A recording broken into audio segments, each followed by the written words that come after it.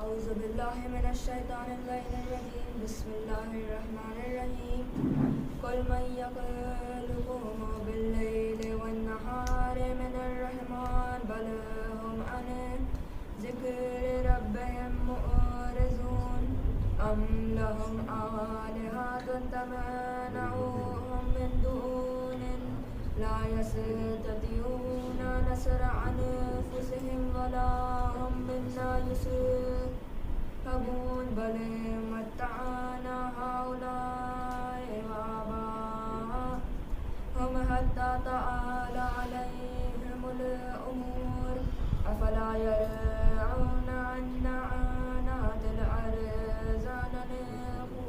ننقصها من أطرافها فهم الغالبون قل إنما أنذركم بالوحي ولا يسمع الصم الدعاء إذا ما ينذرون ولئن مستهم تفرق من العذاب ربك لا يقولون يا ويلنا إنا كنا ظالمين ونزع الموازين القسط يوم القيامة فلا تظلم نفس شيئا وإن كان مثقال حبة من خردل أتينا به وكفى بنا حاسبين ولقد آتينا موسى وهارون الفرقان وضياء وذكرا للمتقين الذين يخشون ربهم بالغيب وهم من السماوات مشفقون وهذا ذكر مبارك أنزلناه أفلنتم له منكرون صدق الله العلي العظيم اللهم صل على محمد وآل محمد وعجل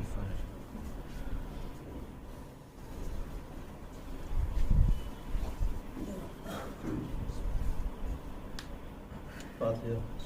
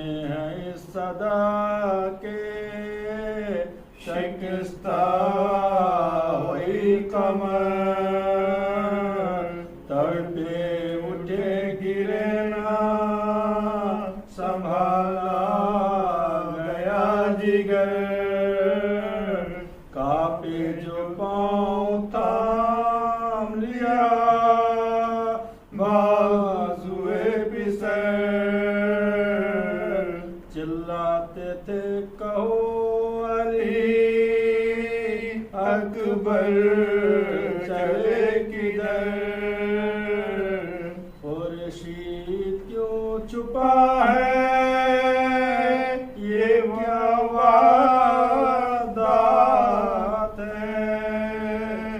کچھ سوجھتا نہیں ہمیں، دن ہے کہ رات ہے، غربت میں لٹ گیا میرا گھر ہے جہاں پسر، سیدھی نہ ہوگی اب یہ کمر، اے جواں پسر، تازہ ہے آج لاوے پسر، اے جواں پسر، کاٹا گیا چوری سے جگر، اے جواں پسر، عباس کیا جہاں سے گزر گئے میں گزر گیا،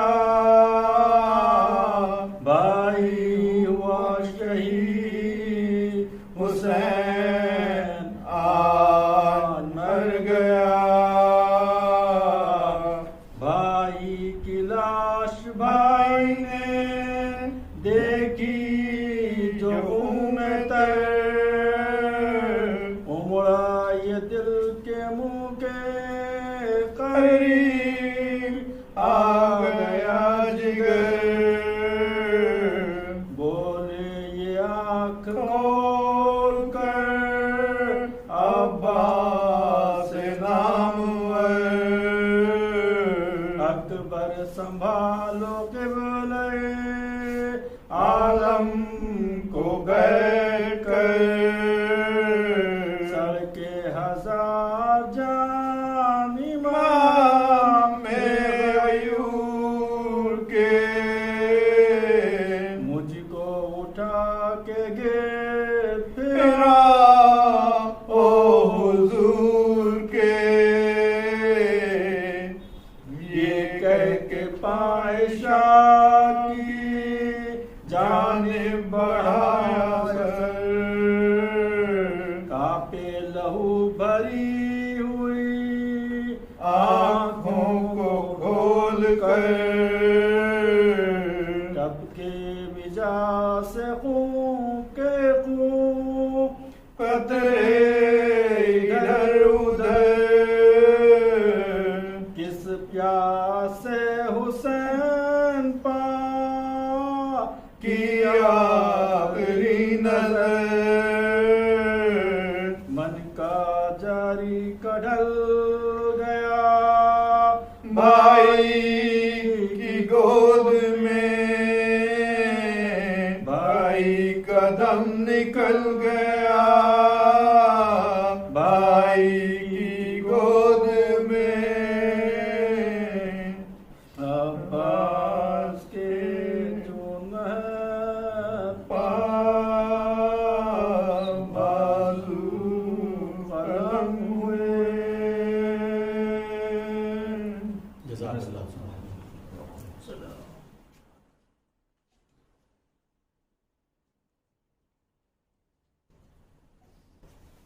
محمد وآل محمد صلوات اللہم صلی علی محمد وآل محمد۔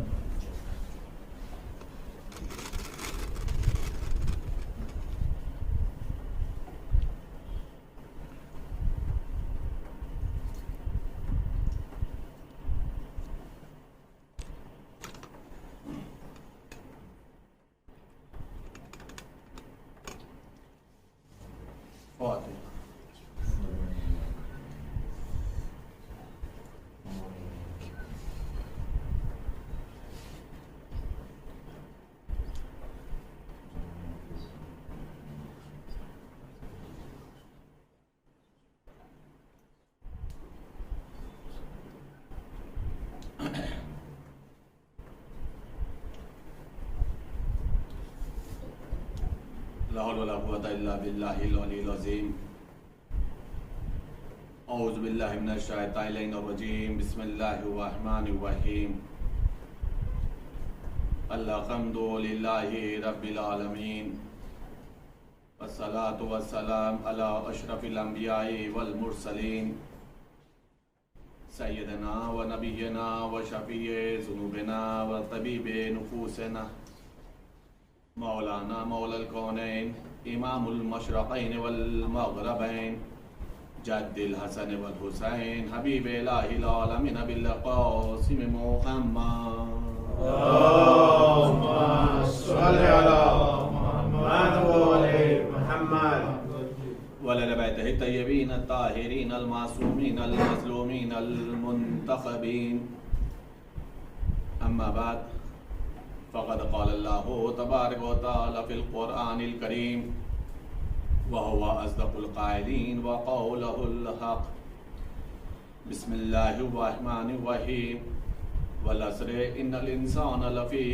خسر الا الذین آمنوا وعملوا الصالحات وتواصوا بالحق وتواصوا بالصبر صلوات اللهم صل على محمد وعلى محمد ایک بلند آواز سے صلوات پڑھتے پر محمد وعلى محمد اللهم صل على محمد وعلى محمد عزیزان گرامی، آزادان ایمان مظلوم کربلا، محترم اور مقدس سامعین اور ناظرین اکرام، عشر اولا کے آپ تقریروں کو سماعت فرما رہے ہیں۔ سورہ والعصر کے ذیل میں ہماری گفتگو ہو رہی ہے اور موضوع ہے عقیدہ اور عمل۔ ارشاد رب العزت ہو رہا، قسم ہے زمانے کی کہ انسان خسارے میں ہے، انسان نقصان میں۔ الا الذین آمنوا وعملوا الصالحات، لیکن وہ لوگ جو ایمان لے آئے اور عمل صالح کیے، حق کی وصیت کیا ہے اور صبر کی وصیت کرتے ہیں، یہ وہ لوگ ہیں جو کامیاب ہیں، فائزین ہیں، کامران ہیں۔ یہ ان لوگوں کی نشانیاں ہیں اور علامتیں ہیں۔ عقیدے کا تعلق قلب سے ہے اور عمل کا تعلق اعضاء اور جوارح سے ہے۔ کل کی تقریر میں نے ایک بات یہ عرض کی تھی کہ ہم اگر عقیدہ کہیں اور سے لیں گے، قرآن اور اہل بیت سے ہٹ کر کے اگر ہم عقیدہ لیں گے، امام زمانہ کا جملہ ہم نے کوٹ کیا تھا توقی کا، تو انسان ممکن ہے کہ وہ خود حجت خدا کا انکار کر بیٹھے۔ حجت خدا صرف اور صرف حجت خدا امام زمانہ نہیں، بلکہ ولایت آل محمد، ولایت ائمہ اثنا عشر کا ممکن ہے کہ انسان منکر ہو جائے۔ یہ کیوں ہوگا؟ چونکہ اس نے در اہل بیت سے عقیدے کو نہیں لیا۔ آج جو گفتگو کرنی ہے اسی عقیدے ہی کے مسئلے پر، عمل کے مسئلے پر گفتگو کرنی ہے، لیکن تھوڑا سا سوال فرق کے ساتھ ہے۔ سوال کیا ہے جو آج ہماری گفتگو ہوگی اسی عقیدے اور عمل کے مسئلے پہ، کہ عالم اسلام نے آخر عقیدہ کہاں سے لیا اور ہم نے عقیدہ اور عمل کہاں سے لیا؟ یہ تو بالکل ہم سیدھے سے کہہ دیں گے کہ ہمارے پاس جو عقیدہ اور عمل ہے وہ اہل بیت اطہار علیہ السلام کا صدقہ ہے، ان کے طفیل میں، ان کے در سے ہمیں نصیب ہوا۔ لیکن اگر سب نے اہل بیت کے دروازے سے لیا ہوتا تو یہ عقیدوں میں اختلاف نہ ہوتا۔ بھائی غور کریے گا، میں نے بولا تھوڑا سا باریک سا فرق ہے، باریک سا سوال ہے، اور اس سوال کی نزاکت کو آپ محسوس کریں گے تو انشاءاللہ تعالی عقیدہ مستحکم بھی ہوگا اور ہم شکر کا سجدہ بھی بجا لائیں گے کہ اللہ کا لاکھ لاکھ شکر ہے کہ ہمیں کسی ایسے ویسے گھرانے سے عقیدہ نہیں ملا ہے، عقیدہ ملا ہے تو معصوم کے دروازے سے ملا ہے، معصوم کے گھرانے سے ملا ہے۔ یہ عقیدے میں اختلاف کا ہونا خود اس بات کی دلیل ہے کہ لوگوں نے عقیدہ کہیں اور سے لیا ہے، اور ہمارا عقیدہ یہ تو بالکل سیدھی سی بات ہے کہ ہم نے اہل بیت کے دروازے سے لیا، لیکن اس کی بھی دلیل تو ہونا چاہیے نا بھائی۔ ہم نے جو عمل اہل بیت کے دروازے سے لیا ہے اس کی بھی دلیل ہونا چاہیے۔ تو آج کی جو گفتگو ہوگی انہی مسئلے کے اوپر ہوگی، اور انشاءاللہ تعالیٰ اگر آپ ہمارا ساتھ دیں گے تو خوبصورت نتیجے آپ کے حوالے ہوں گے. مسئلہ یہ ہے کہ ہمارے غیر، ہمارے علاوہ، ہمارے فرقے سے ہٹ کر کے جو دوسرے فرقے ہیں، ان لوگوں نے عقیدہ کہاں سے لیا؟ ان کا جو عقیدہ تھا، انہوں نے جو عقیدے لیے ہیں، ان کے پاس صرف اور صرف 2 سورس تھے. میں بہت ہی ذمہ داری سے جملہ عرض کر رہا ہوں. ان کے پاس سورس آف عقیدہ، سورس آف عمل صرف اور صرف 2 تھے. انہوں نے جو عقیدہ لیا ہے، یا تو اصحاب سے لیا ہے یا ازواج سے لیا ہے. میں نے بولا کہ آپ ہمارا ساتھ دیجیے گا. یا تو انہوں نے عقیدہ اصحاب سے لیا ہے یا پھر عقیدہ ازواج سے لیا ہے. یا اصحاب رسول سے لیا ہے یا ازواج رسول سے لیا ہے. عزیزان گرامی، ظاہر سی بات ہے، اگر اصحاب رسول سے عقیدہ لیا ہے تو پہلا مسئلہ تو یہی طے کرنا پڑے گا، یہ کیا گارنٹی ہے کہ جس صحابی کے دروازے سے آپ نے عقیدہ لیا خود اس کا عقیدہ صحیح تھا؟ دیکھیے، میں نے یہ جو موضوع اٹھایا چاند رات سے، جو میں مجلس پڑھ رہا ہوں، اس بات کو آپ محسوس کریے گا میں کتنا محنت کے ساتھ آپ کے سامنے یہ چیزیں لے کر کے آ رہا ہوں. کہنا بہت آسان ہے کہ ہمارا عقیدہ مستحکم ہے، ہمارا عمل صحیح ہے، لیکن دلیل میں آپ کو دے رہا ہوں. یہ کیا گارنٹی ہے کہ جس صحابی یا جس اصحاب سے لیا اس کا خود عقیدہ صحیح تھا؟ یہ ان کے یہاں کی ایک حدیث ہے، ان کے یہاں کی ایک حدیث ہے کہ جس صحابی کو چاہو تم فالو کر لو، تم ہدایت پا جاؤ گے.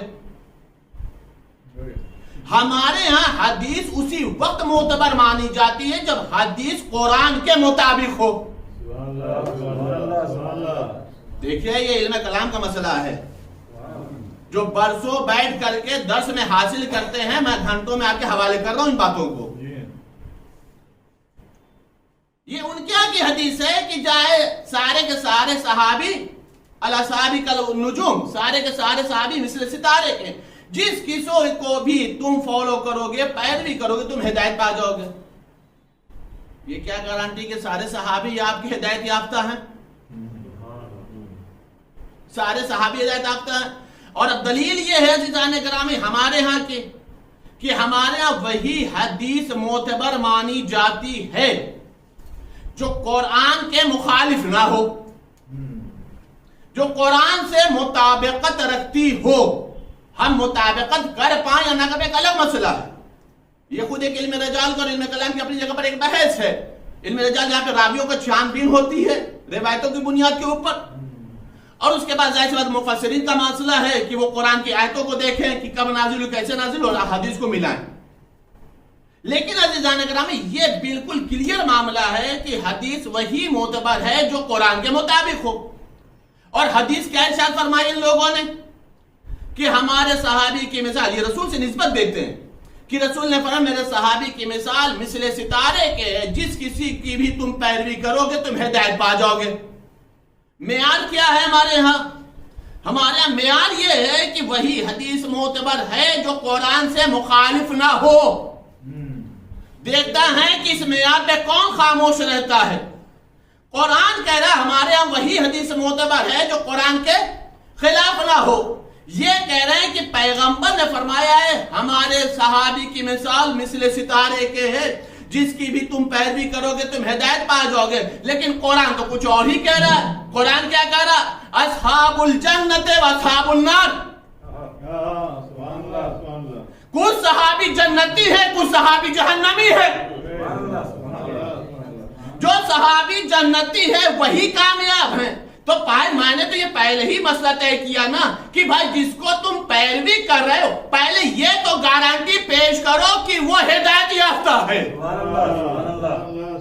اس کا عقیدہ صحیح ہے. ورنہ عزیزان گرامی اگر آپ تاریخ اٹھا کر کے دیکھیں، عقیدہ سمجھیے گا عزیزان گرامی، اگر آپ تاریخ اٹھا کر کے دیکھیں تو آپ کو سمجھ میں آئے گا جو تاریخ اسلام کے اندر سب سے بڑے نامی گرامی قد و قامت کے بھی اعتبار سے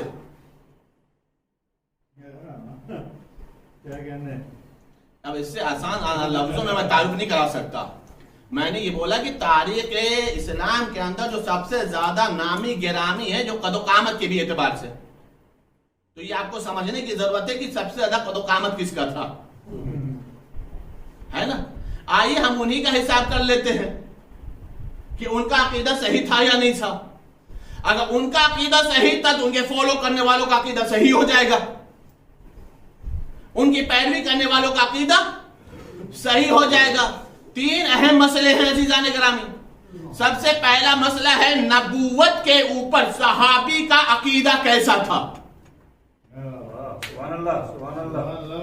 بھائی نبوت پر عقیدہ صحیح ہوگا تو توحید کا عقیدہ صحیح ہوگا, نبوت پر عقیدہ صحیح ہوگا تو امامت پر آ جائے گا, نبوت پر اس کا عقیدہ صحیح ہوگا تو قیامت کو تسلیم کر لے گا.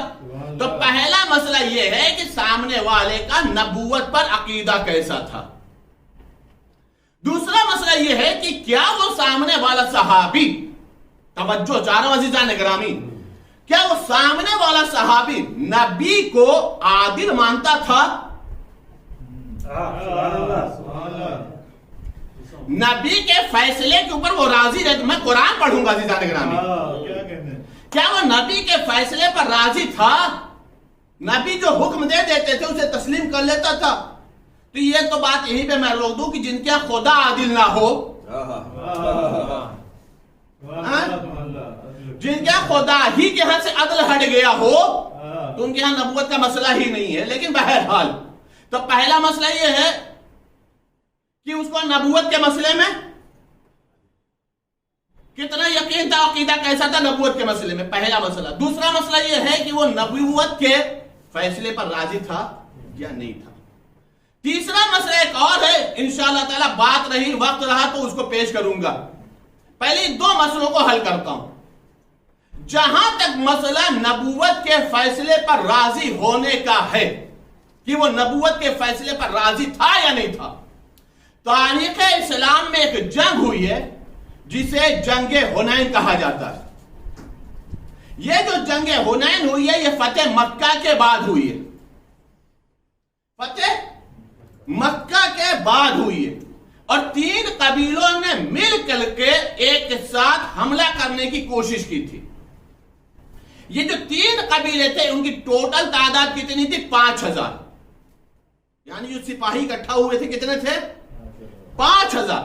جب پیغمبر کو خبر ملی ہے, توجہ چاہ رہا ہوں, پیغمبر کے فیصلے پر راضی ہے یا نہیں ہے, پیغمبر کے فیصلے کو تسلیم کرتا ہے یا نہیں کرتا ہے, تبھی تو مسئلہ طے ہوگا کہ نبوت پر اس کو کتنا, نبوت کا عقیدہ اس کے یہاں کتنا معتبر ہے. توجہ چاہ رہا ہوں, وہ کتنے تھے, 5000. یہاں عالم اسلام میں مسلمانوں کا جو لشکر تھا, پیغمبر اسلام کا جو لشکر تھا, جنگ حنین میں چونکہ مکہ فتح ہو چکا تھا, تو روایت بتا رہی 12000 یا 16000 تک لشکر تھا. پیغمبر کا لشکر کتنا ہوا, 12000 یا 16000. اب ادھر کتنا بڑا لشکر تھا, 5000 کا لشکر تھا. روایت بتا رہی ہے کہ ایک صحابی نے جو اپنا لشکر 16000 کا دیکھا اور سامنے 5000 کا لشکر دیکھا, تو ایک مرتبہ, دیکھیں میں نام نہیں لوں گا, اس بات کو آپ سمجھ لیجئے گا کہ ایک مرتبہ ایک صحابی بھائی فیگر ہی سے سمجھ لو نا, ایک صحابی یہ کہہ رہا ہے یا رسول اللہ ہمارا لشکر ماشاءاللہ سے اتنا زیادہ ہے, اب ہمیں کوئی شکست کا ڈر نہیں, اب ہمیں کوئی شکست کا ڈر نہیں, یہ لشکر پہ بھروسہ کر رہے ہیں, یہ لشکر پہ بھروسہ کر رہے, خود اپنی ذات پہ بھروسہ نہیں. کیا سن رہے ہیں آپ, یہ لشکر کو لڑانے کے لیے تیار ہے, خود جہاد کرنے کے لیے تیار نہیں ہے. روایت یہ بتا رہی یہ جو منصوبہ بنا رہے ہیں کہ ہمارا لشکر بڑا ہے, ہمارا لشکر بڑا ہے, یہ باتیں چھپے ہوئے کفار جو 5000 کی تعداد تھی انہیں موقع مل گیا, انہوں نے دیکھا تو ابھی منصوبہ ہی بنا رہے ہیں, تو لشکر ہی دیکھ کے خوش ہو رہے ہیں, انہوں نے وادی کے اندر سے چھپ کر کے پتھر مارنا شروع کر دیا, تیر چلانا شروع کر دیا. جیسا ہی حملہ کیا ہے تو جو یہ کہہ رہے تھے 16,000 میدان میں نظر نہیں آئے.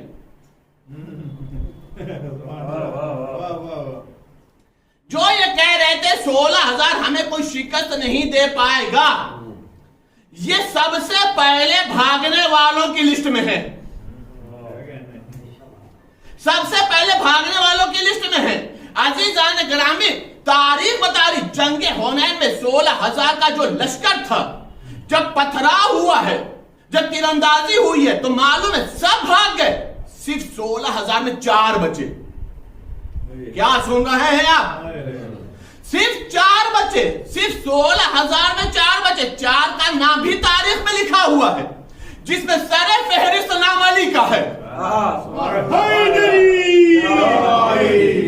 جس میں سب سے پہلا نام علی کا ہے. علی نے جو بھاگتے ہوئے لوگوں نے آواز دیا، آ جاؤ رسول بلا رہا ہے، آ جاؤ رسول بلا رہا ہے. جیسے حنین نہیں احد ہو، جیسے میدان حنین نہیں، جنگ حنین نہیں کیا ہو، جیسے لگا کہ میدان احد. اور تاریخ یہ بتا رہی ہے کہ علی کے پکارنے پر 16,000 میں سے صرف 100 افراد وہ ہے جو تازہ نئے مسلمان ہوئے تھے. یعنی پرانوں کا کہیں پتہ نہیں، پرانوں کا کہیں پتہ نہیں، چاہے وہ 40 سال بعد اسلام لائے، چاہے 50 سال بعد اسلام لے، لیکن یہ جتنے تھے کہیں پر ان کا کہیں بھی نام و نشان نظر نہیں آتا. صرف 4 افراد نظر آتے ہیں. لیکن تاریخ نے جب ایک منظر لکھا ہے کہ جیسے یہ 4 افراد تھے نا، علی نے بلانا شروع کیا، 100 افراد اور آ گئے نا، تو روایت بتا رہی یہی 4 نے مل کر کے تاریخ بتا رہی جنگ حنین کو فتح کر لیا. اور فاتح حنین بنا کون؟ فاتح حنین بنا کون؟ ابو طالب کا بیٹا علی. جتنے بھی کفار مارے گئے اس میں آدھے سے زیادہ علی نے واصل جہنم کیا. دل چاہتا ہے پہلے مولا کی بارگاہ میں عرض کروں، میرے مولا جب سب بھاگ گئے تھے تو آپ کس طاقت کے بھروسے پر میدان میں رکے رہے؟ کہاں 5,000 کا لشکر، کہاں 4 افراد، اس میں بھی علمدار لشکر. عجب نہیں علی جواب دے، تجھے سمجھ میں نہیں آیا صحابی کسے کہتے ہیں، علی کسے کہتے ہیں؟ جو لشکر پر بھروسہ کرے اسے صحابی کہتے ہیں، جو اللہ پہ بھروسہ کرے اسے علی کہتے ہیں.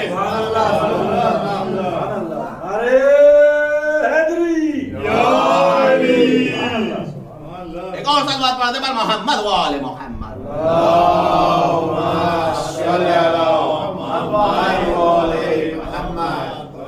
وہ فرمان عزیزان گرامی، جنگ حنین کے فاتح کا نام امیر المومنین. تاریخ بتا رہی جب علی نے جنگ جیتا ہے تو مال غنیمت بہت ملا. اب آپ سمجھ سکتے جو بھاگے ہوں گے وہ کتنا تیز بھاگ کے آئے ہوں گے. ارے کیا سن رہے ہیں آپ؟ جو بھاگے تھے وہ واپس جو آئے ہوں گے نا اس رفتار سے بھی تیز رفتار. کیوں؟ اس لیے کہ ختم نہ ہو جائے، کہیں ہم محروم نہ ہو جائیں. ہم بھی تو لشکر کے سپاہی ہیں، چاہے نام بھاگنے ہی والوں میں لکھا جائے. کیا سن رہے ہیں عزیزان گرامی؟ ہیں تو لشکر کے سپاہی. تاریخ بتا رہی ہے، سوال یاد ہے نبی کے فیصلے پر راضی ہیں یا نہیں ہیں؟ تبھی تو عقیدہ نبوت سمجھ میں آئے گا نا. روایت بتائی جب پیغمبر نے مال غنیمت کو تقسیم کرنا شروع کیا تو جو نئے مسلمان ہوئے تھے اس میں ایک نیا جو مسلمان تھا، ایک تاریخ بتا ایک جو نیا مسلمان تھا اس کو رسول اللہ نے تھوڑا سا زیادہ دے دیا، تھوڑا سا. اب یہ تاریخ نے نہیں لکھا کہ رسول اللہ نے دیا کیوں زیادہ، یہ تاریخ نے نہیں لکھا، میں نے نہیں پڑھا. جو پڑھا ہے وہی بتا رہا ہوں کہ رسول اللہ نے ایک صحابی کو، ایک نیا جو مسلمان ہوا تھا اس کو ان لوگوں سے تھوڑا سا زیادہ دے دیا. روایت بتا رہی کہ لڑے کچھ نہیں، لڑے کچھ نہیں. یہ ایسے مجاہدین ہیں تاریخ اسلام کے، نہ زخم دیا ہے نہ جسم پہ زخم لگا ہے. تاریخ کے یہ ایسے مجاہدین ہیں کہ جو میدان میں ضرور ہیں، نہ دشمن کو زخم دیا ہے نہ انہوں نے دشمن کو موقع دیا ہے کہ دشمن ان کو زخم لگائے. بھائی دشمن زخم تب لگائے نا جب مقابلہ ہو. توجہ عزیزان گرامی. تو پیغمبر نے کیا کیا؟ ایک صحابی کو، ایک جو نیا نیا مسلمان ہوا تھا، اس کو اس کے تھوڑا سا بڑھا کر کے دے دیا. میں یہ نہیں کہوں گا کہ حق سے زیادہ دیا، میں یہ کہوں گا کہ پیغمبر نے فضل نبوت سے زیادہ دیا. سبحان اللہ. پیغمبر نے اپنے فضل سے، اپنے احسان سے، اپنے کرم سے اسے تھوڑا سا زیادہ دے دی. ایک صاحب کھڑے ہو گئے، دوسرے صاحب کھڑے ہو گئے، اور کھڑے ہونے کے بعد برجستہ کہہ رہے ہیں یا رسول اللہ آپ انصاف نہیں کر رہے. بھائی میں نے کیا سوال قائم کیا تھا کہ عقیدہ نبوت سبھی سمجھ میں آئے گا جب نبوت کے فیصلے پر راضی ہو. نبوت جو فیصلہ کر دے، نبی اللہ جو فیصلہ کر دے، اس فیصلے پہ تم راضی ہو. کہا یا رسول اللہ آپ نے انصاف نہیں کیا، ہم نے اتنا دیا، آپ نے اس کو اتنا زیادہ دے دیا. قرآن کی آیت نازل ہو گئی، قرآن کی آیت نازل ہو گئی.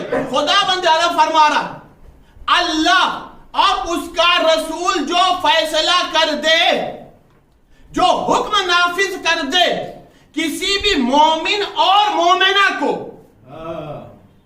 کسی بھی مومن اور مومنہ کو یہ حق نہیں ہے کہ اللہ اور رسول کے فیصلے پر اعتراض کرے، اللہ رسول کے فیصلے کے خلاف زبان کھولے.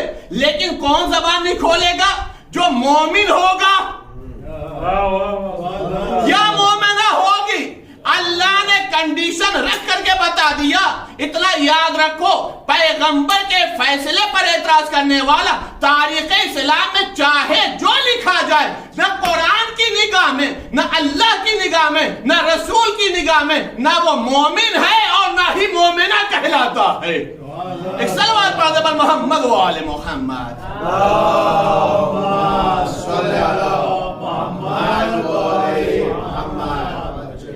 نبوت کے فیصلے پر انگلی اٹھانے کی ضرورت نہیں ہے، لبوں کو جنبش دینے کی ضرورت نہیں ہے. اللہ اور رسول اگر کوئی فیصلہ کر دے تو اس فیصلے کو تسلیم کرنا ہے. تو یہ اعتراض کرنا بتا رہا ہے کہ یہ نبوت کے حکم پر راضی نہیں تھے. پہلا مسئلہ ہو گیا. اب دوسرا مسئلہ یہ ہے کہ یہ پیغمبر کے نبوت کے بارے میں ان کا کیا خیال تھا، نبوت کے مسئلے میں ان کا عقیدہ کیا تھا. ایک اہم مسئلہ ہے، میں نے غالباً کسی مجلس میں عرض کیا تھا کہ سب سے بڑی چیز یہ ہوتی ہے کہ انسان کو عقیدے اور عمل کے مسئلے میں اللہ رسول پر یقین ہونا چاہیے. اگر یقین ہے تب تو اس کا عقیدہ صحیح ہے اور عمل صحیح ہے. لیکن اگر یقین میں کمی آ رہی ہے تو پھر کیا ہوگا؟ عقیدہ درست نہیں ہے. تاریخ بتا رہی ہے کہ ان کا عقیدہ اگر دیکھنا ہے، ایک اعتراض تو ہو گیا، مسئلہ حل کہ عمل کو یہ قبول نہیں کرتے تھے، پیغمبر کے فیصلے کو یہ راضی نہیں ہوتے تھے، پیغمبر کے فیصلے کو یہ قبول نہیں کرتے تھے، اعتراض کرتے تھے. اعتراض کرنے اس بات کی دلیل ہے کہ یہ پیغمبر کو عادل نہیں مانتے تھے، پیغمبر کے فیصلے کو یہ صحیح نہیں مانتے تھے. توجہ چاہو. اب دوسرا مسئلہ یہ ہے کہ یہ پیغمبر کو بحیثیت نبی بھی مانتے تھے یا نہیں مانتے تھے؟ پیغمبر کو یہ بحیثیت نبی مانتے تھے یا نہیں مانتے تھے؟ اس معیار پہ، جس معیار پہ پیغمبر کو نبی ماننا چاہیے. تاریخ نے ایک منظر لکھا، پیغمبر ارادہ کر رہا ہے مکہ جانے کا. یہ ہجرت کے بعد کا مسئلہ ہے، پیغمبر ہجرت کر چکے، مدینے میں رہتے ہیں پیغمبر، بدر احد وغیرہ شروع ہے. روایت بتا رہی اب پیغمبر مکہ جانے کا ارادہ کر رہے ہیں، حج کا ارادہ بنا ہے. کفار مکہ نے پیغمبر کو مکے میں آنے سے روک دیا. آپ اس سال چلے جائیے، آپ کے لیے مکے میں داخلے کی اجازت نہیں ہے، ہم آپ کو مکے میں داخل نہیں ہونے دیں گے. پیغمبر کا ارادہ تھا حج کرنا، طواف کرنا، ان لوگوں نے اجازت نہیں دی، بیچ میں آڑے آ گئے، بیچ میں رکاوٹ بن گئی. آخر میں مسئلہ یہ طے ہوا کہ پیغمبر کفار مکہ سے صلح کر لے، جسے تاریخ اسلام میں صلح حدیبیہ کا نام دیا گیا ہے. تاریخ اسلام میں صلح حدیبیہ کا نام دیا گیا. یہی شخص، یہی صحابی، سوال یاد رکھیے گا، سوال کیا ہے کہ سورس آف عقیدہ کیا بنا ہے، کہاں سے عقیدہ لیا گیا ہے؟ اور جو لوگوں سے عقیدہ لیا گیا ان کا خود عقیدہ کیا تھا. توجہ ہے نا عزیزان گرامی. روایت یہ بتا رہی ہے آگے یا رسول اللہ کیا ہم حق پر نہیں ہیں؟ رسول نے فرمایا اگر ہم حق پر نہیں ہوں گے تو کون ہوگا؟ کہا یا رسول اللہ یہ باطل پہ نہیں ہے؟ کہا بے شک باطل پر ہے. کہا یہ بتائیے کہ ہمارے مقتولین جنت میں نہیں جائیں گے؟ کہا بالکل جائیں گے. کہا ان کے مقتولین جہنم میں نہیں جائیں گے؟ کہا بالکل جائیں گے. کہا یا رسول اللہ پھر ہم دب کے صلح کیوں کریں؟ ہم دب کر کے صلح کیوں کریں؟ روایت بتا رہی پیغمبر نے ایک جملہ کہا ہم جو بھی کرتے ہیں وہ مصلحت پروردگار ارادہ پروردگار سے کرتے ہیں. ارادہ پروردگار سے کرتے ہیں. جو اللہ کا ارادہ ہے وہی ہوگا, جو اللہ کی مرضی ہے وہی ہوگی. صلح حدیبیہ کے لیے ہو گیا. تاریخ بتائے جب صلح حدیبیہ ہو گئی وہی شخص جس نے پیغمبر کے فیصلے پر اعتراض کیا تھا علل اعلان ایک جملہ کہا جب سے میں اسلام لایا ہوں جتنا بڑا شک آج پیغمبر کی نبوت میں ہوا ہے کبھی نہیں ہوا. تو بھائی ایک مسئلہ تو طے ہو گیا, جب شکی انسان سے عقیدہ لوگے تو تمہیں منزل یقین والا عقیدہ نصیب کیسے ہوگا؟ جب شکی انسان سے عقیدہ لوگے تو تم منزل یقین والا عقیدہ کیسے حاصل کرو گے؟ یعنی ان کا عقیدہ نبوت نہیں تھا, یہ پیغمبر کی نبوت میں شک کر رہے تھے. پیغمبر کی نبوت میں شک کیا, پیغمبر کے فیصلے پہ شک کیا. اب قیامت آ گئی, تیسرا مسئلہ اور آ گیا. تیسرا مسئلہ یہ ہوا کہ پیغمبر فرما رہا ہے بستر مرض کے اوپر لا قلم و کاغذ ہمیں دے دو تاکہ میں ایسی تحریر لکھ دوں تاکہ تم ہماری اس تحریر کے ذریعے سے پھر کبھی گمراہ نہیں ہوگے, یہ تمہاری ہدایت کے لیے ہوگا. پیغمبر کرتاس و قلم مانگ رہے ہیں, قلم و کاغذ کی ڈیمانڈ کر رہے ہیں. اتنا شور بلند ہوا, اتنا زیادہ شور بلند ہوا کہ تاریخ بتا رہی پیغمبر نے ان سب کو بھگا دیا, کہا ہمارے پاس سے ہٹ جاؤ. سامنے سے ایک شخص نے ایک جملہ کہا خبردار ان کو قلم و کاغذ نہ دینا. الیاذ باللہ, یہ ہذیان بول رہے ہیں. ہذیان کا مطلب کیا؟ دماغ پر شک کیا, ذہن پر شک کیا. عزیزان گرامی کیا اب بھی بتانے کی ضرورت ہے کہ ان لوگوں کی عقیدوں کی حیثیت کیا ہے؟ ظاہر سی بات ہے جو پیغمبر کے فیصلے پہ شک کرے, پیغمبر کے ذہن پر شک کرے, پیغمبر کی صلح پر شک کرے, ایسے انسانوں کا عقیدہ کیا ہوگا؟ اتنا یاد رکھو عزیزان گرامی, میں پوری ذمہ داری سے جملہ کر رہا ہوں, یقین رکھے کائنات میں اس انسان کے عقیدوں کی کوئی حیثیت نہیں ہے, کوئی اوقات نہیں ہے کہ جس کی نگاہ میں خود پیغمبر معتبر نہ بنتا ہو. ایک صلوات پڑھ پر محمد و آل محمد.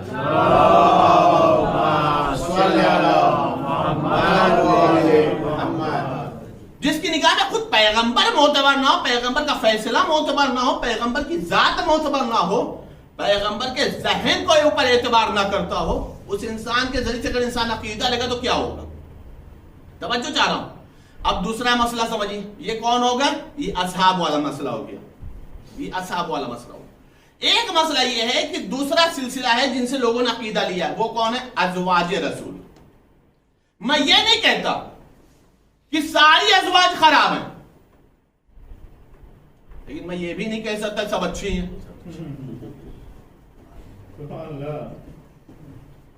بھائی آپ مان رہے ہو تو جہاں ازواج کو مانو وہی قرآن بھی تو مان رہے ہو نا, قرآن بھی تو مان رہے ہو نا.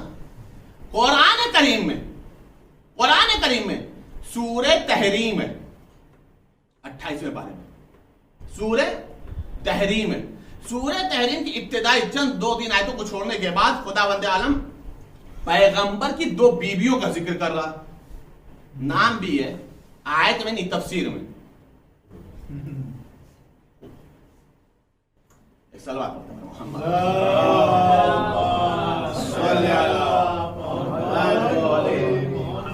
پیغمبر کی 2 بیویوں کی حرکتوں کا ذکر کر رہا ہے. غور کریے گا, یہ تو ہو گیا اصحاب سے لیا تو کیا ہوا, سوائے شک کے کچھ نہیں ملنے والا. اب مسئلہ ہے کہ ازواج سے اگر عقیدہ لیا ہے تو کیا ہوگا. تعلیم بتایا ہے قرآن کریم میں سورہ تحریم کے اندر خداوند عالم ارشاد فرما رہا ہے 2 بیویوں کے, پیغمبر کی بیویوں کا مسئلہ ہے, یہ رسول اللہ کی ازواج کا مسئلہ ہے یہ، اور 2 بیویوں کا مسئلہ ہے. کیا ہے کہ پیغمبر نے ایک بیوی سے ایک راز کو بتایا. ایک راز پیغمبر نے اپنی بیوی سے شیئر کر لیا، تاکید کی کہ آپ دوسرے کو مت بتائیے گا. مصیبت یہ ہے کہ جیسے یہ پیغمبر کی ہمراز ہیں ویسے وہ ان کی بھی ہمراز تھیں.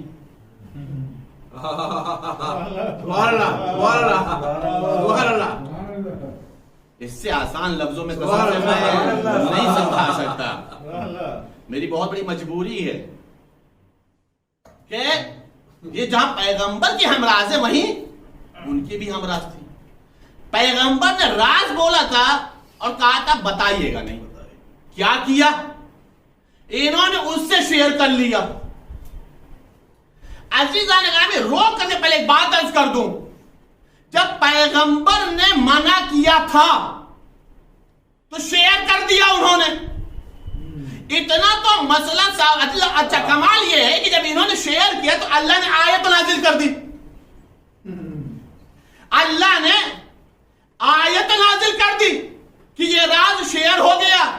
راز انہوں نے ان کو بتا دیا، اپنی ہمراز کو بتا دیا. ایک مسئلہ تو سمجھ میں آیا نا کہ جب پیغمبر نے ایک زوجہ کو ایک راز بتایا اور تاکید کی تھی کہ کسی کو نہ بتانا، انہوں نے خاص طور سے ان کو بتایا. تو جو پیغمبر کے ایک راز کی امانت نہ سنبھال سکے، ایک راز کی امین نہ بن سکے، محفوظ نہ کر سکے، اب تاریخ بتاری اللہ نے آیت نازل کر دی. آیت کیا نازل کی؟ آیت نازل کی کہ اے نبی کی بیویوں توبہ کر لو، اس لیے کہ تم دونوں کے دل ٹیڑھے ہو گئے. تم دونوں کے دل ٹیڑھے ہو گئے. قرآن کی آیت ہے یہ. تم دونوں کے دل ٹیڑھے ہو گئے. عزیزان گرامی جہاں تک میں نے قرآن پڑھا ہے، پھر میں کہہ رہا ہوں میں چیلنج نہیں کر رہا ہوں، لیکن جیسے بھی پڑھا ہے اور پڑھتا رہتا ہوں الحمدللہ، لیکن جو میں نے قرآن میں پڑھا ہے، قرآن کہہ رہا اے نبی کی دونوں بیویوں توبہ کر لو، تم دونوں کے دل ٹیڑھے ہو گئے ہیں. اس کے بعد کوئی آیت نازل نہیں ہوئی کہ انہوں نے توبہ کر لیا دل سیدھا ہو گیا.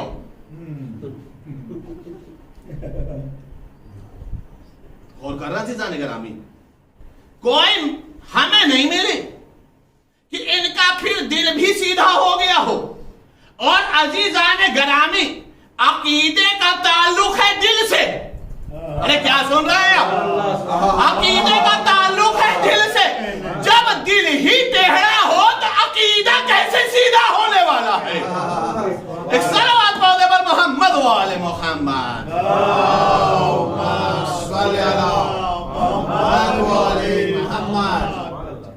اور فرمان عزیزان گرامی اب سمجھ میں آیا عقیدہ 3 کیوں ہے.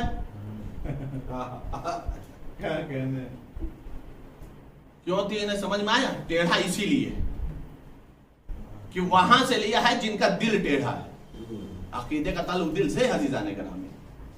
تو قرآن نے کہا کہ تم دونوں توبہ کر لو اس لیے کہ تم دونوں کے دل ٹیڑھے ہو گئے. تو یہ مسئلہ ہوا کہ عقیدہ کہاں سے لیا گیا؟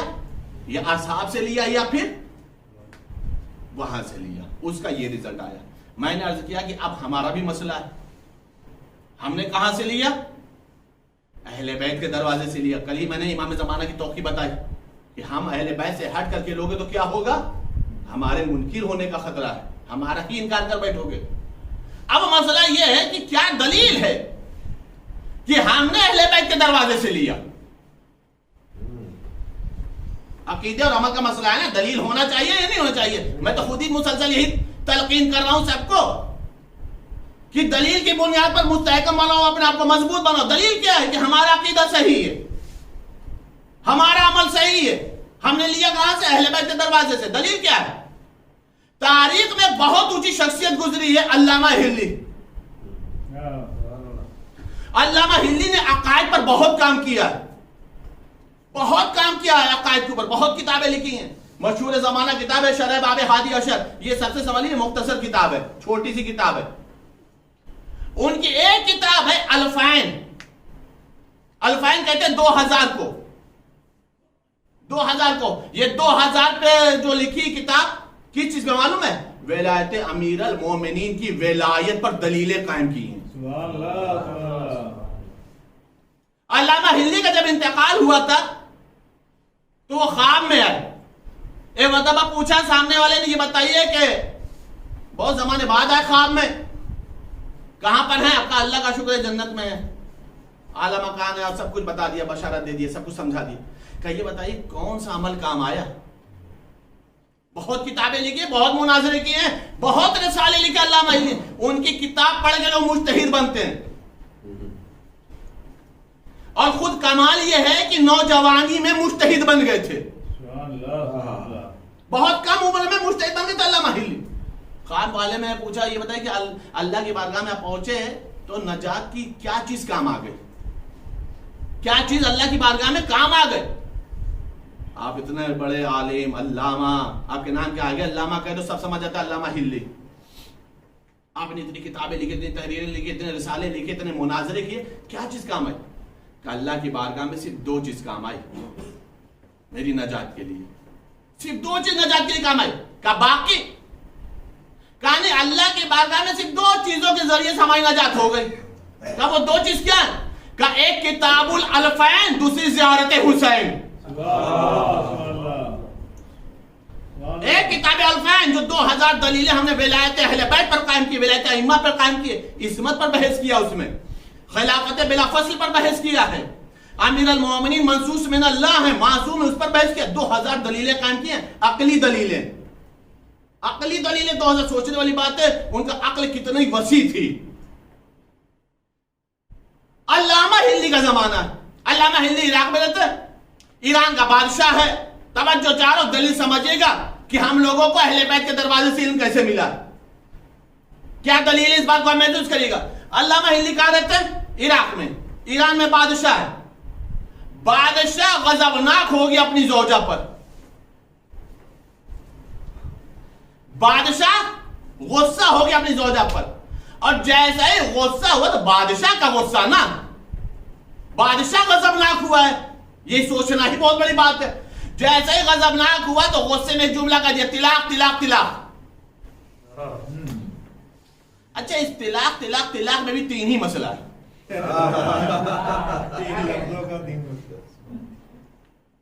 نہ 2 سے ہوتا ہے, نہ 1 سے ہوتا ہے, نہ 4 سے. یہ عجب ہی فیگر ہے بھائی. ہم پڑھتے کچھ ہیں, لوگ سمجھتے کچھ ہیں. یہ الگ بات ہے کہ ہمارے بھی دماغ میں وہی ہوتا ہے. ایک صلوات پڑھنے پر محمد و آل محمد.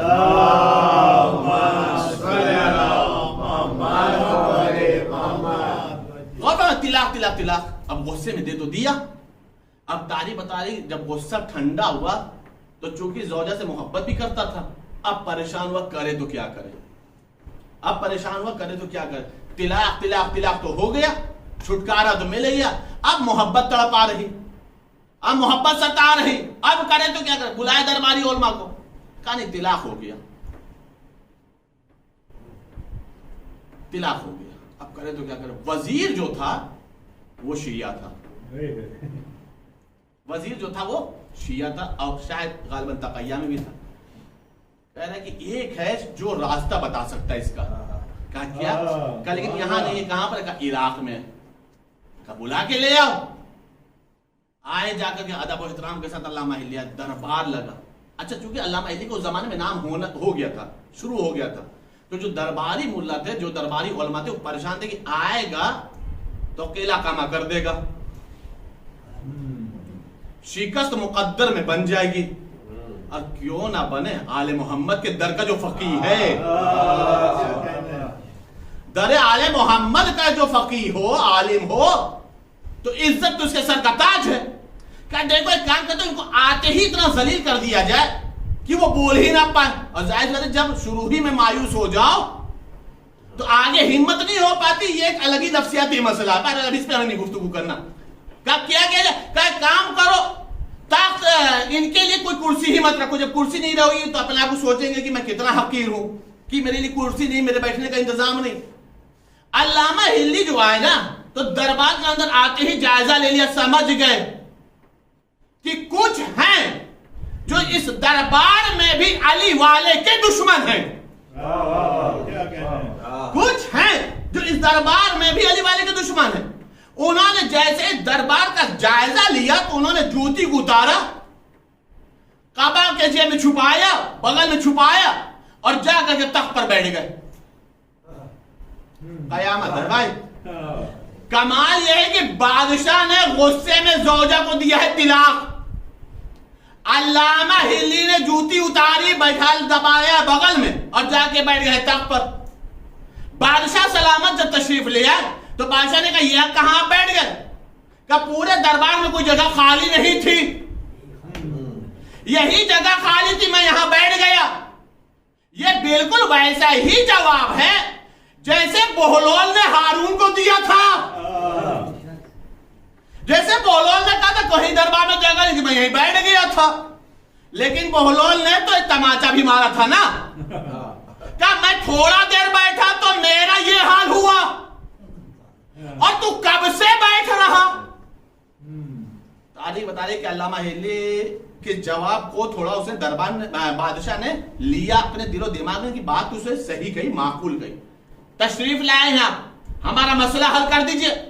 اور مسئلہ حل کرنے سے پہلے یہ بتائیے کہ جوتی جو پیر میں ہوتی ہے وہ اپنے بغل میں دبایا کیوں ہے؟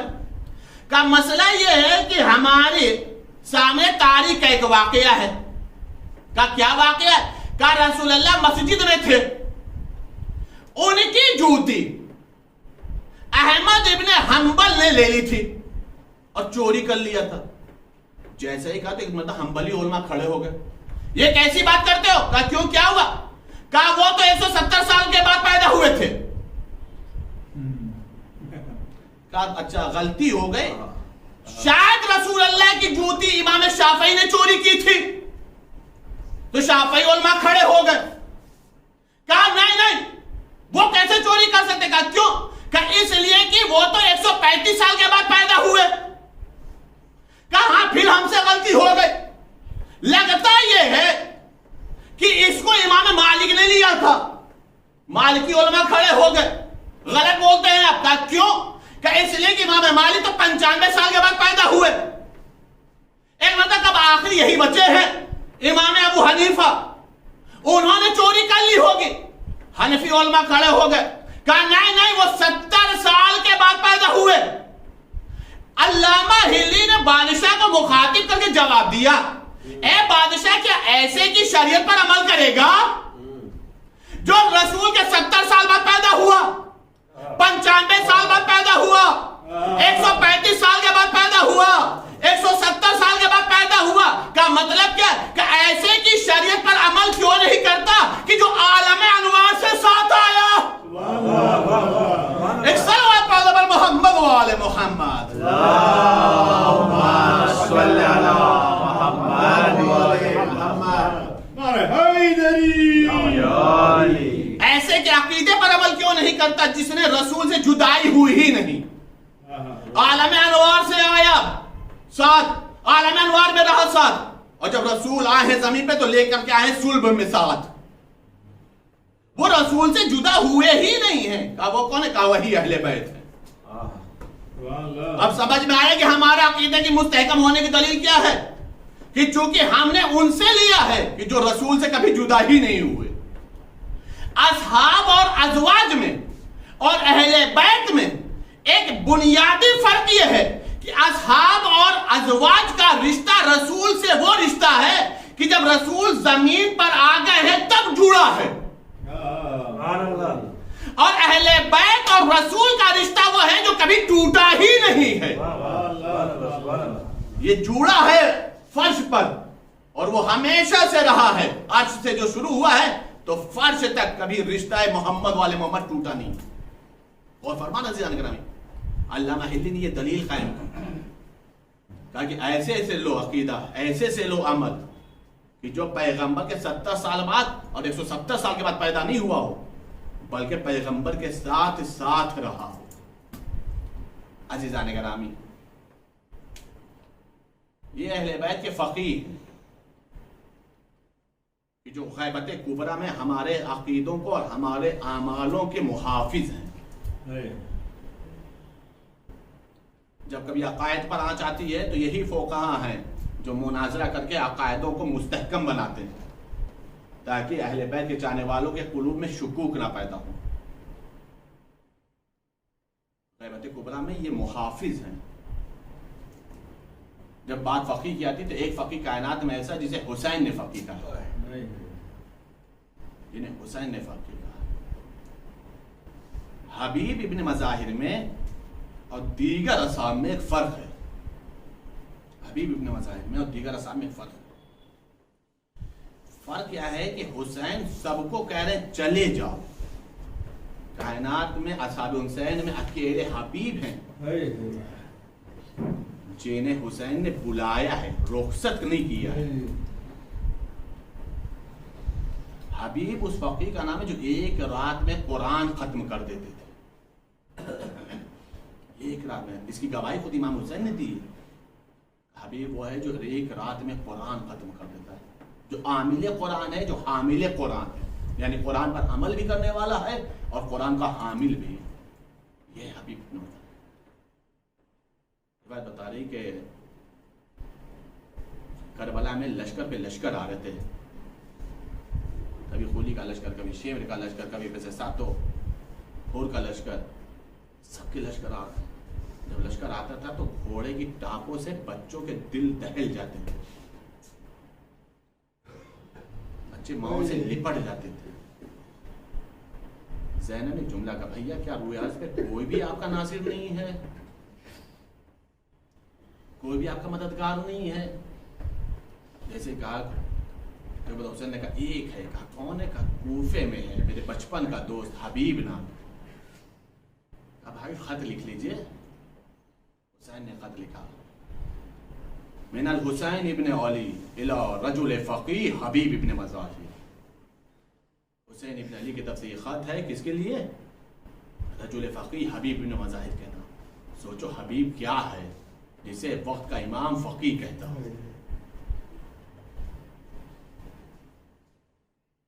جس وقت خط پہنچا ہے اس وقت دو روایتیں ملتی ہیں. ایک روایت ملتی ہے کہ حبیب اپنی زوجہ کے ساتھ کھانا نوش فرما رہے تھے، اور ایک روایت ملتی ہے کہ حبیب بازار سے خضاب خرید رہے تھے.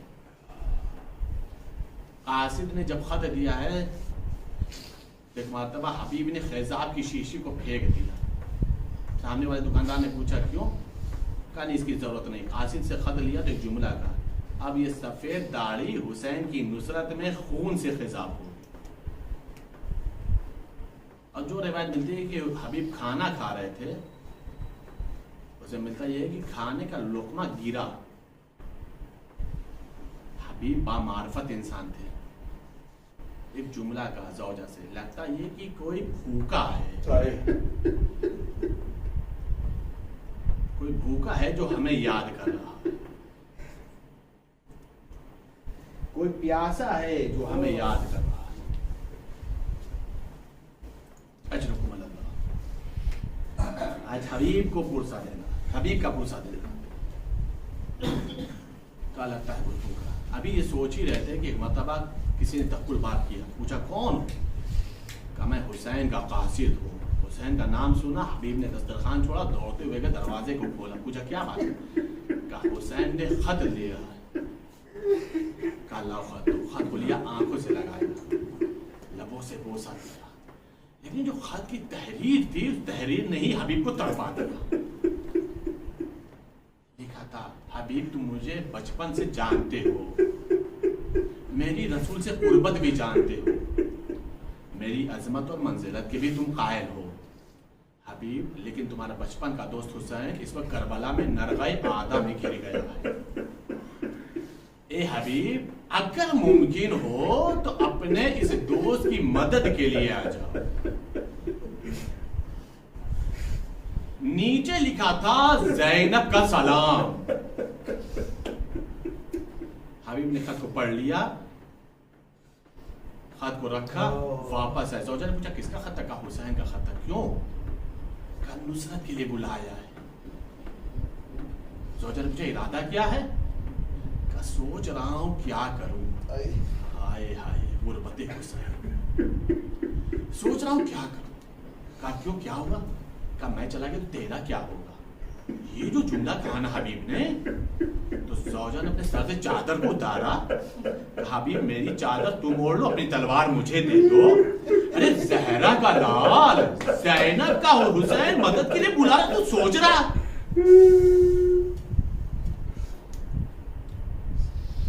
کہا میں تو تیرا امتحان لے رہا تھا. بلایا غلام کو. کہا دیکھو یہ گھوڑا لے جاؤ فلاں مقام پر, میں رات میں آؤں گا. خیال رہے کسی کو معلوم نہ ہو کوفے کے حالات خراب ہیں. میں رات کی تاریکی میں آؤں گا, اس پہ سوار ہو کر کے اپنے آقا حسین کی مدد کے لیے جاؤں گا. غلام گھوڑا لے کر کے چلا گیا اس منزل پر جہاں پر حبیب نے کہا تھا, وہاں پر انتظار کر رہے. رات کی تاریکی ہوئی, اندھیرا ہوا.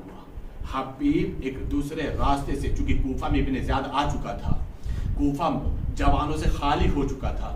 روایت بتا رہی ایک مرتبہ حبیب ابن مظاہر ایک دوسرے راستے سے وہاں جا رہے تھے جہاں پہ غلام گھوڑا لے کے کھڑا تھا. حبیب نے جو وقت بتایا تھا اس وقت سے آنے میں حبیب کو تھوڑا دیر ہو گئی. ایک مرتبہ حبیب نے کیا سنا, حبیب نے کیا دیکھا کہ غلام ہے جو گھوڑے کی گلے میں باہیں ڈالے, غلام ہے جو گھوڑے کی گلے میں باہیں ڈالے ہوئے ہیں اور کہہ رہا ہے اے میرے آقا کے عشق با وفا تو پریشان نہ ہو, اگر میرا آقا حسین کی مدد کے لیے نہ آیا تو پریشان نہ ہو, ان قریب میں تیرے اوپر سوار ہو کر کے آقا حسین کی مدد کے لیے جاؤں گا. حبیب نے کیا دیکھا, ادھر غلام بھی رو رہا ہے, ادھر گھوڑا بھی رو رہا ہے, ادھر گھوڑے کی بھی آنکھوں سے آنسو آ رہے ہیں. ایک مرتبہ جیسے ہی حبیب نے اس منظر کو دیکھا, آواز دی نہیں میں خود جاؤں گا آقا کی مدد کے لیے. اور ایک جملہ کہا, جا میں نے تجھے حسین کی محبت میں آزاد کر دیا.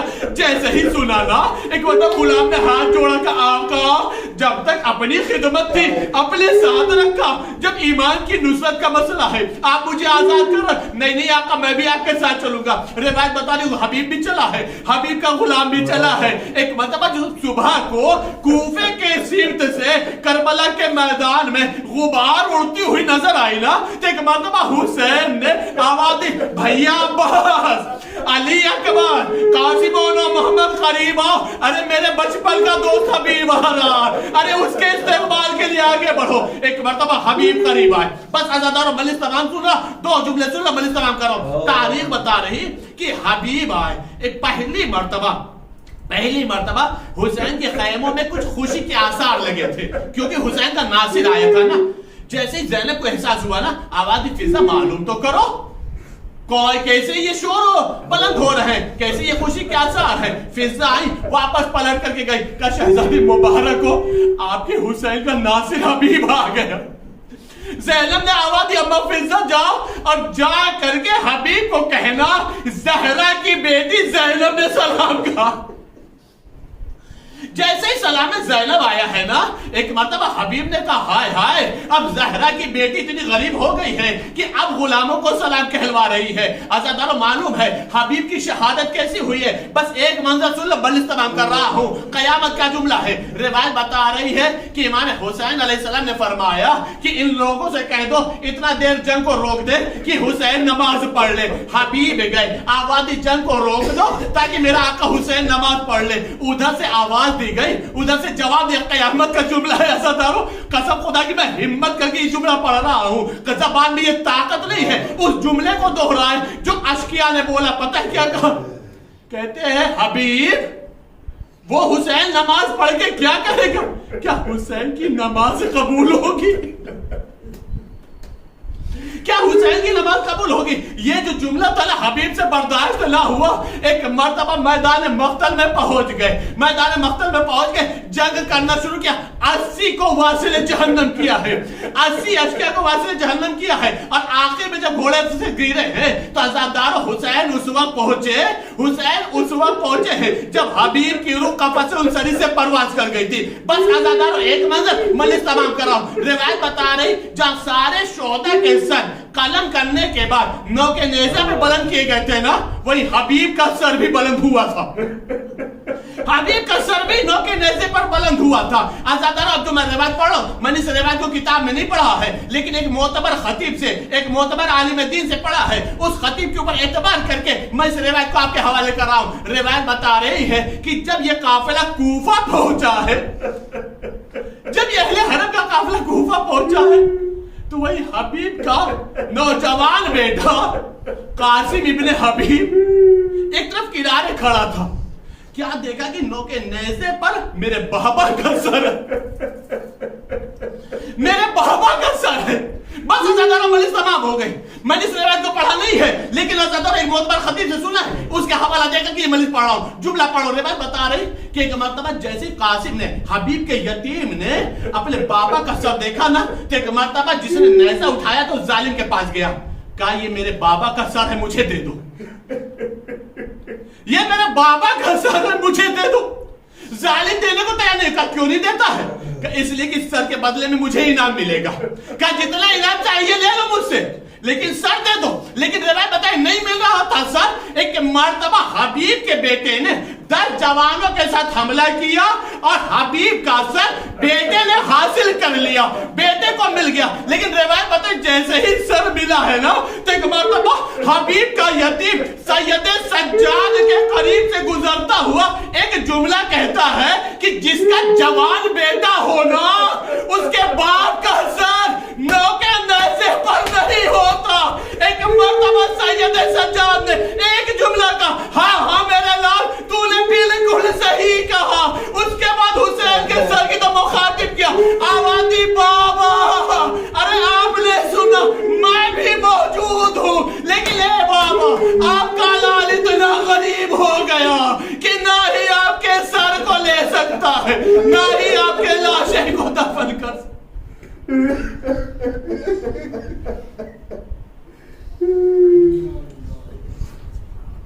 سيعلم الذين ظلموا أي منقلب ينقلبون إنا لله وإنا إليه راجعون. معنی ودی جو واسطہ ہے محمد آل محمد، ہمارے اس مختصر لیکن اہم اعمال کو قبول فرما، ہمارے اشکال کو مال زہرا میں جگہ عطا فرما۔ میرے معبود تجھے جناب حبیب ابن مذاہب کی نصرت کا واسطہ ہم سب کو ناصر معصوم ناصر امام زمانہ بنا، ہم سب کی عزا کو قبول فرما، ہمارے اشکال کو مال زہرا میں جگہ عطا فرما، جتنے بھی اولادوں نے صاحب اولاد بنا، ہم سب کو جناب حبیب ابن مذاہب کے روزے کی اور تمام اتباع اولیاء کی زیارت نصیب فرما، حج بیت اللہ کا شرف نصیب فرما۔ میرے معبود ہم سب کے رزق و روزی میں اضافہ فرما، سب کی غربت اور تنگدستی کو دور فرما۔ میرے معبود امام زمانہ کو سلامتی عطا فرما، سلامتی امام زمانہ کو طفیل میں ہم سب کو سلامتی عطا فرما، اس وبائی مرض کا خاتمہ فرما، جتنے بیمار ان سب کو شفاء کلی اور صحت کاملہ عطا فرما، امام زمانہ کے دشمنوں کو نیست و نابود فرما۔ میرے معبود تجھے واسطہ ہے محمد وآل محمد کا، ہم سب کی اولادوں کو میرے معبود دامن قرآن اور دامن ولایت سے متمسک رکھ، ہم سب کا عقیدہ ہم سب کا عمل کو مستحکم قرار دے، امام زمانہ کے زور میں تعجیل فرما، ہم سب ان کے عمل انصار میں شمار فرما۔ اللہم تقبل منا انک انت السمیع العلیم بحق محمد وآلہ۔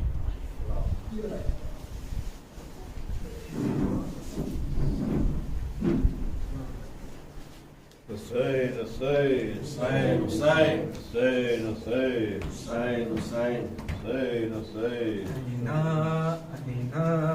این الحسین اے جان زہرا مظلوم حسین،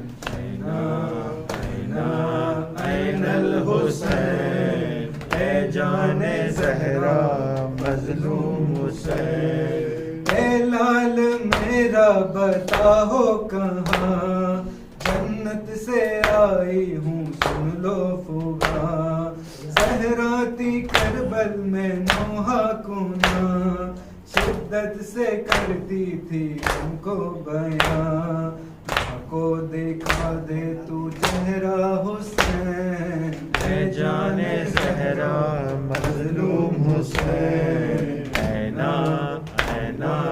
این الحسین اے جان زہرا مظلوم حسین۔ سوچا نہ تھا ایسا ہوگا کبھی، بے مک نہ رہ جائے زینب میری، کس جرم کی یہ سزا مل گئی، قیدی بنے آج بنتے علی، دشمن نہ سمجھے گا رتبہ حسین، اے جان زہرا مظلوم حسین، اینا اینا این الحسین، اے جان زہرا مظلوم حسین۔ قاسم نہیں میرا اکبر نہیں، اونو محمد وہ اصغر نہیں، لاشیں ہے بکھری مگر سر نہیں، سر پر سکینہ کے چادر نہیں،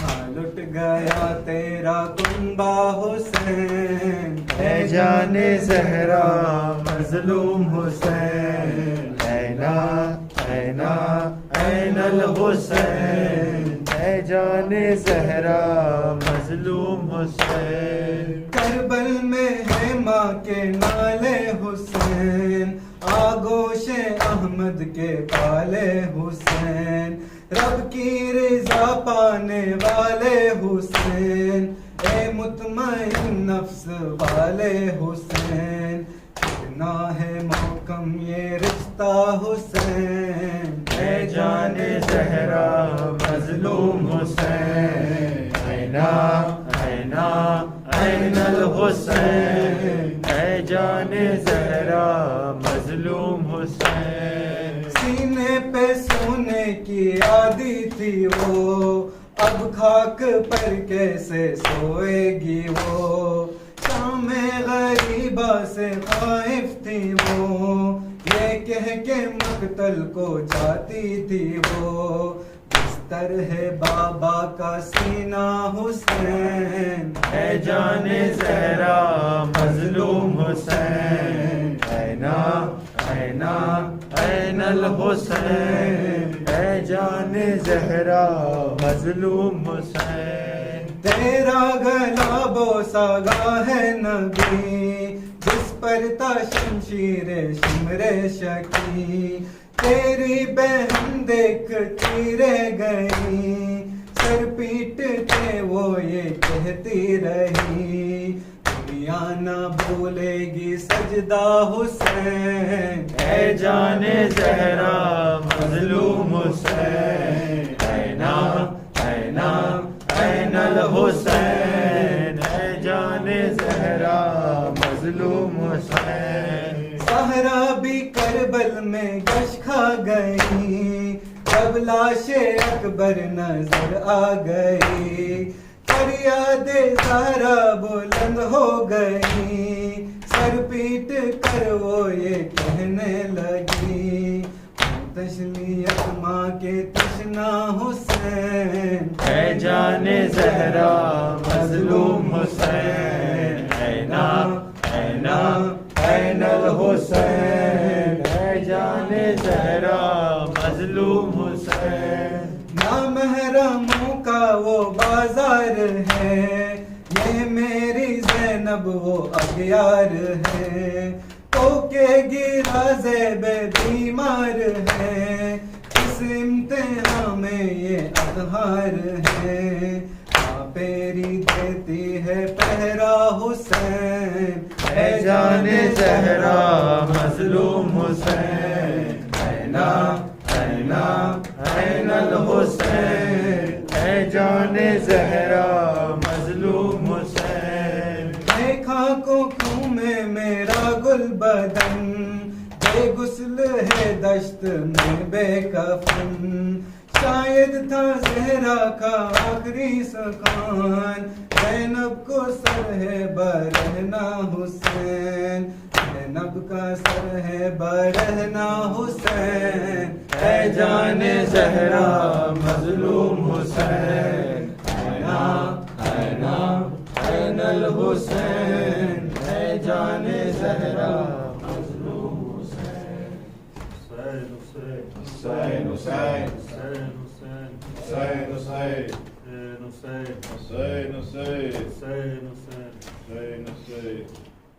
خون سے رنگین ہوئی کربلا، کربلا آج بھی ہے کربلا، خون سے رنگین ہوئی کربلا، کربلا آج بھی ہے کرب و بلا وعدہ طفلی کا نبھانے کو چلے امت دل کو بچانے کو چلے پیاس خنجر کی بجھانے کو چلے پیاس خنجر کی بجھانے کو چلے ہوگا کچھ دیر میں سرکن سے جدا خوں سے رنگین ہوئی کرب و بلا کربلا آج بھی ہے کرب و بلا نور آنکھوں کا تھا جو ٹوٹ گیا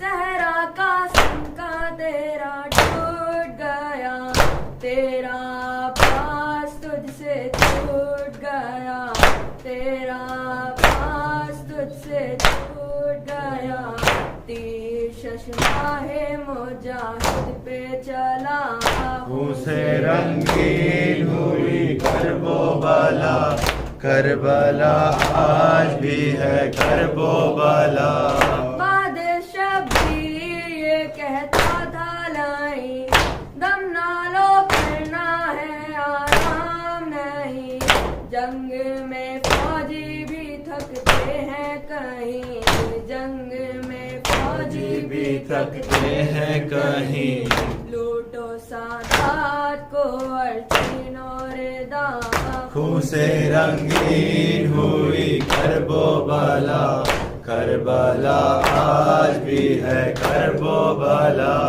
ایک رسی میں بندھے بارہ گلے ہائے یہ ظلم اور نازوں کے پلے کس سے شکوا کرے نصیب جلے کس سے شکوا کرے نصیب جلے کوئی پردیس میں اپنا نہ رہا خوں سے رنگین ہوئی کرب و بلا کربلا آج بھی ہے کرب و بلا یا حسین یا حسین یا حسین یا حسین یا حسین یا حسین یا حسین یا حسین یا حسین حسین حسین حسین حسین حسین حسین حسین حسین حسین حسین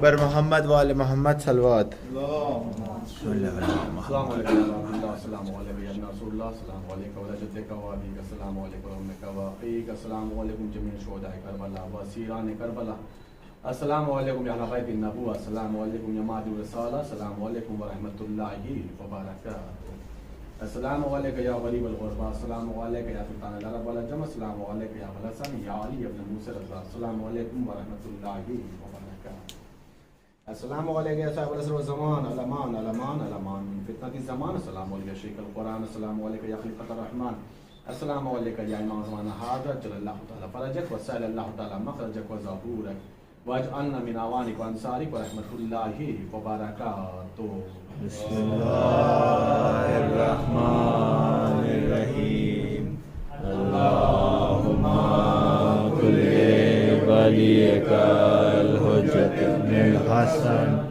صلواتک علیہ وعلی آبائہ فی هذه الساعة وفي كل ساعة وليا وحافظا وقائلا وناصرا ودليلا وعينا حتى تسكنه أرضك طوعا وتمتعه فيها طويلا اللهم صل على محمد امام حسین کے قاتلوں پہ لعنت بے شمار